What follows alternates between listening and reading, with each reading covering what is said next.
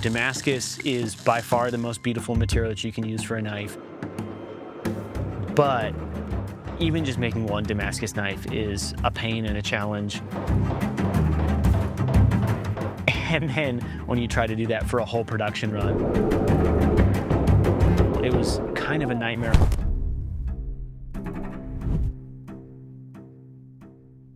My name is Will Stelter. I'm a 26-year-old bladesmith. I live here in Bozeman, Montana. I've been doing it for about 12 years now. I grew up in Seattle, and there wasn't any knife making or bladesmiths that I knew of around. I just started watching YouTube videos about it when I was 12 or 13, and after a couple years of that, I finally got a grinder and sat down and ground out my first knife, and it was just awful. Since then, I've been doing it full-time for 8 years now, and it's been just a ton of fun getting to work on custom pieces and really developing mostly culinary stuff, as well as diving into the building of Damascus types, both surface manipulation, and then I have a lot of fun getting to build crazy mosaics and stuff like that.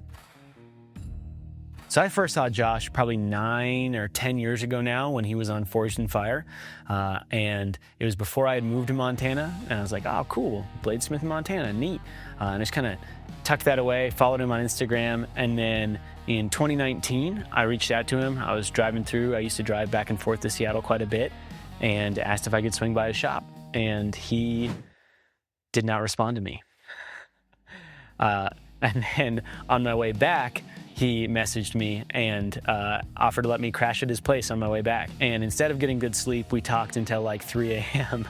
and I got way less sleep than if I had actually just driven straight through. But it was a ton of fun.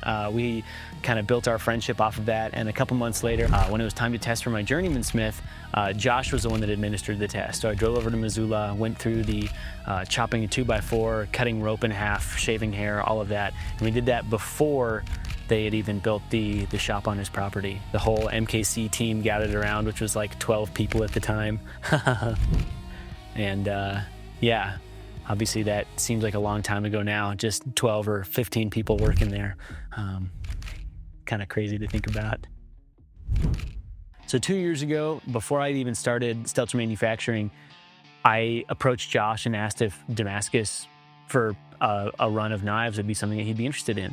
And he was like totally stoked on it. So was Brandon. And so I kind of had that in my back pocket as I got going here. And then a couple months into it, we started planning out what we were going to do.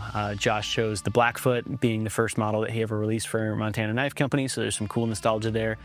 And then it was a bit of a nightmare to figure out exactly what to do. Because of the manufacturing process, things are just a little bit different than doing custom one-off knives because they need to be repeatable. We need to have basically the same pattern, but obviously with Damascus, like no two knives are ever going to be the exact same. And so that's kind of another wrench in the mix. And then we figured out the size of billets that we needed, and that was way bigger of a billet than I had ever done. And so it was a huge challenge to figure out how to forge something as wide and as long as we needed, and to keep it straight, and then to get it patterned properly, and then to do it repeatably for all the billets that we did. So for Damascus, you have to have 2 different types of steel. One of the steels resists the acid in one way with one of the alloying elements. It's almost always a nickel alloy, and that's what we used, 15 and 20. And then a simple carbon alloy, so in this case 1080. And so you stack them up, and you start off with usually, anywhere from 8 to 30 layers. In our case, we were at about 32 layers. And you heat it up in a forge, and there's a whole pain to making sure that everything actually sticks together. The pieces have to be clean, they can't be rusty, the forge atmosphere needs to be correct. And then when you take it out of the forge, you either put it into a power hammer or a press. Oftentimes with custom stuff, it's in a press, but in our case, we have a big 1940s 300-pound Chambersburg that looks and functions great. And so we reduce it down, and then because of the size of these billets, it's really hard to hang on to a full-size 28-pound billet. And so I hot cut each of these billets in half. So I weld a handle on either side before that so that I can then work each half as its own billet. And it's still bigger than most custom billets, even after it's been chopped in half. From there, I draw it down and roll it out to about 1/4 inch thick. And then I chop it up into smaller pieces and clean it up to be able to restack it. So we go from 32 layers to 300 layers in a single restack. So we stack it up, forge weld it back together, and then draw it out to about 3/8 of an inch thick.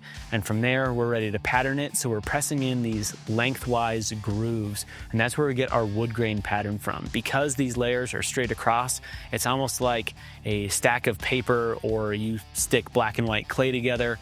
Anything that you press into the surface shows up in the actual material itself. And because these were going to be turned into knives right after this step, we chose to forge in the pattern and then have it surface ground off. So we're left with a perfectly flat billet that is ready to have knives made out of it. Overall, this process takes a couple of days for each billet, so it's not just sit down and whack out a billet in an afternoon. This took us several months to do all of this steel before we were even able to send it to a production surface grinding shop that could get us down to the thickness and the cleanliness and the material that we needed. So after 2-ish years of talking and thinking about this project, it was really cool to finally get one of these in my hands.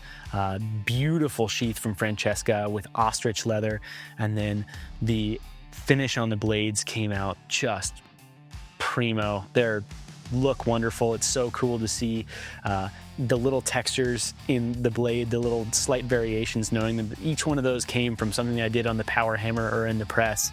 And then just an amazing job on the ironwood burl handles. It's one of my absolute favorite handle materials. I'm very excited that's what they went with for the actual handle themselves. These are honestly finished nicer and look better than the majority of custom knives that I see at knife shows. And it's pretty special to have been a part of this process and to get to see these now. I think they did just a knockout job with them.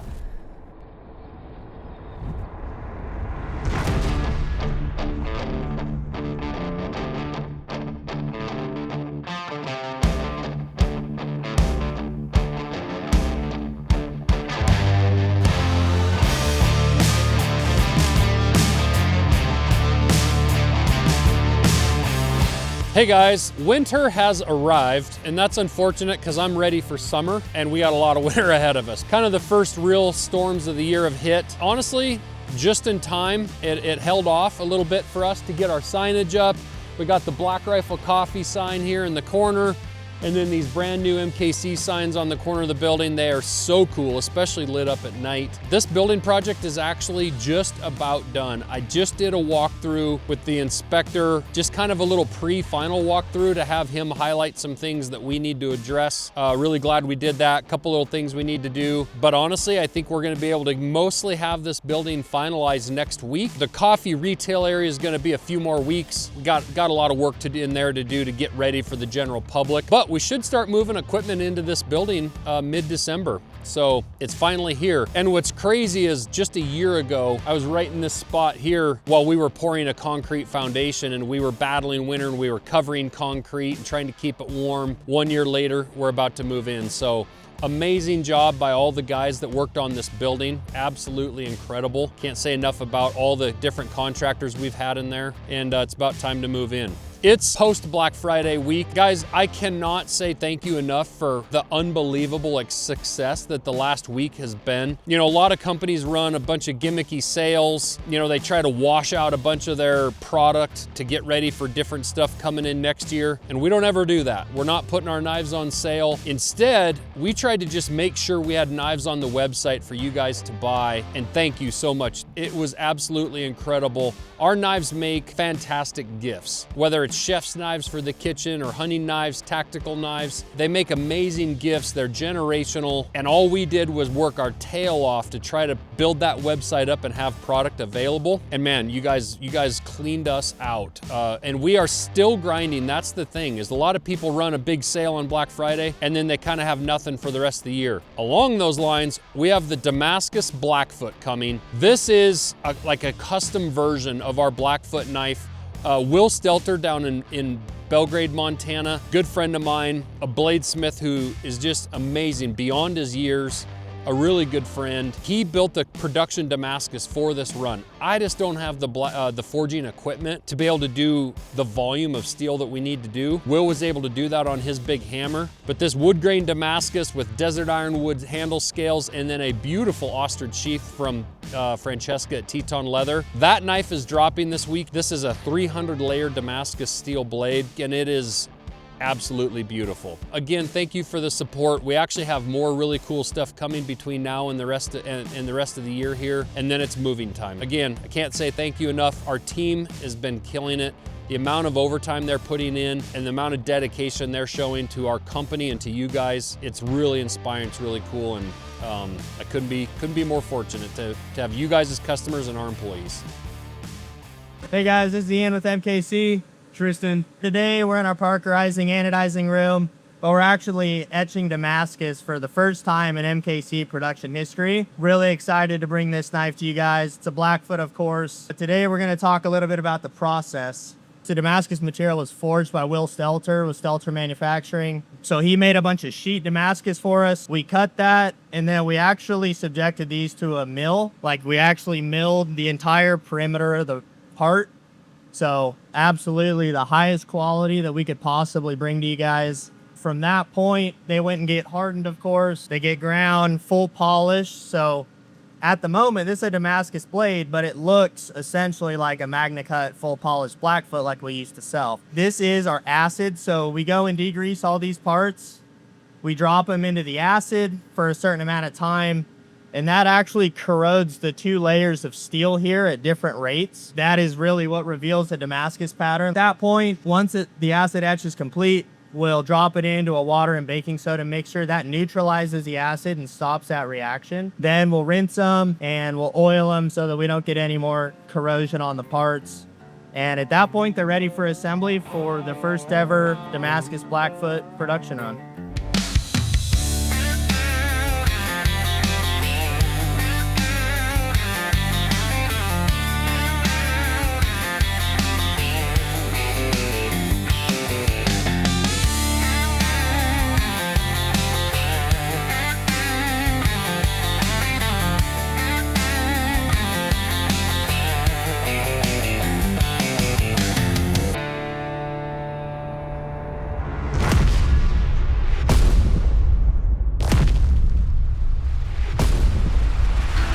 Hey guys, my name is Josh Smith. I'm the CEO of Montana Knife Company, and I have a very special announcement for a special project that we have been working on all year. This is something that's special to me because a good friend of mine here in Montana, a fellow bladesmith, is involved in this project. This is a Damascus steel Blackfoot. The Damascus steel was made by Will Stelter near Bozeman, Montana, a good friend of mine. An amazing bladesmith, has a really big YouTube channel, and he made this Damascus steel for this project. We then took that steel and turned it into this beautiful Blackfoot blade with burl desert ironwood scales. This premium burl is absolutely amazing. It looks beautiful. We'll get back to that in a second. So what is Damascus? Damascus is layers of steel that are forged together at near 2,500 degrees. You take 2 different alloys of steel, you heat that steel up, and it fuses together into a solid block around 2,300 degrees Fahrenheit. You might actually know about that steel or have heard about that steel from like the old samurai sword, warrior days, where they took steel and they folded it over and over and over. You might see some old Damascus barreled shotguns that are really big, classics. But Damascus steel is just a really beautiful steel, and it used to have a lot more function from the standpoint that when you didn't have a lot of steel to make something that you needed to make, you might have to take a piece of steel like this and fold it over on itself and make a bigger, thicker block so you could make, say, a different shape of something that you're making. Maybe it's a gate hinge that you need to make, but it has to be twice as wide as this piece of steel. And so they didn't just cut big sheets of steel and throw it away or recycle it. They had to use what they had, and Damascus was the method of creating more material out of what you've got. Over the years, this has become more of a collector's type item, a really beautiful art form that you'll see in blacksmithing and in bladesmithing and still in the custom gun world today. Damascus steel is generally made out of 2 different types of steel. If you took like red Play-Doh and yellow Play-Doh and you alternated layers and pressed those all together and then folded it or twisted it, and all those layers stayed separate, you would create patterns with that Play-Doh. Well, it's the same with steel. If you have a high carbon steel and a higher nickel content steel, the carbon is the darker layers, the nickel is the more silver layers. You combine those, you stack those up, you forge that out. Maybe you start with 20 layers and you forge that out and you cut it into 5 pieces and restack. You now have 100 layers. You forge that out and you restack 4 times, maybe you have 400 layers. So that's how you build layer count in that steel. And then at the same time, you can manipulate the patterns depending on how you press it, hammer it, forge it, and twist it. There's all kinds of different techniques to get this beautiful pattern that we have in this blade right here. So Will Stelter, let's talk about him for a second. He's a young man that I met that reminded me kind of a lot of myself when he first moved to Montana. I think he was about 18 years old, and he was already a really accomplished knife maker and bladesmith. And he's still just a phenomenal bladesmith, just a great human as well, like a good friend of mine. And he's wanting to start this production Damascus making company. And so I said, well, why don't you make us your first run of Damascus as your first order for your company? So that makes me feel good that we're helping support another small business, another knife maker in the custom world to launch this project. You know, we have this big demand, a pretty big following, so that helps Will really build his business, gives him some money to reinvest in his shop, and hopefully we can do more of these projects in the future with some other models. So Will built this steel out of 1080 and 15N20 steel. Those are the 2 alloys. This is not a stainless steel blade, so you will want to use blade wax on it. You want to keep it clean, wipe fingerprints off of it. Just make sure you take good care of it. The handle on this is desert ironwood. Desert ironwood has traditionally always been my favorite handle material to work with as a custom knife maker making hunting knives. The really cool thing about this desert ironwood is that it's individual. Every single piece is different, same as the blade. This Damascus steel blade, you know, you're cutting that out of a different section of bar all the way along. It's like a fingerprint, so no 2 knives are the same. We also have this beautiful custom leather sheath here from Francesca at Teton Leather in Idaho. This is a custom ostrich sheath. Again, these are custom made in her shop in Idaho. So everything about this knife is fully custom, you know, hand built, handmade, hand forged. You know, you're getting a lot of work in every one of these blades. And you might ask why we don't have, you know, thousands of these available. This knife takes a lot of work. It's a lot of hand finish time. These are all going to be etched in our shop and cleaned up by hand individually. There is just a ton of work. These are going to go fast, and you are also going to see a bit of a higher price point on these knives. This is an heirloom. This is a piece of artwork that you're getting. And to be honest, if you're going to pay any other custom knife maker to make this knife, you're going to probably pay a lot more than we're charging. But we're able to do a few of these processes a little bit quicker than a custom guy in a shop. The last thing I'll say is I really hope that Montana Knife Company is the gateway drug for you guys into the custom knife world. Okay, I came up a custom knife maker. I still have a ton of friends that are custom knife makers, and I love that you're buying our knives, but I hope you start to learn about the art form of bladesmithing, of knife making, Damascus steel, custom materials, and I hope I see you out there buying $2,000 and $3,000 and $5,000 knives as custom pieces of artwork from these guys who are frankly starving artists. They're making a little bit of money on each knife, and most of that money's gone by the time the next one is done. It's a labor of love. It's like buying art or sculpture. Custom knife making, custom knives is an art form. And so I hope that what we're doing here actually brings up and levels up the entire knife making community. We are not competitors to custom knife makers. I am not trying to put anybody out of business or hurt anyone. In fact, quite the opposite. I hope that you discover people like Will Stelter or Mareko Malmasi or Rick Dunkerley, and the list goes on and on, Harvey Dean. There's hundreds of amazing knife makers out there, and I hope Montana Knife Company is a positive for the custom knife world, and that you guys will buy one of these and then also start to do some research and fall in love with the entire custom knife world. So that's the Damascus Blackfoot, guys. It's awesome, and I hope you pick one up.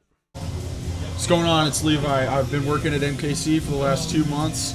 Best job of my life. I'm currently doing Blood Brother War Goats.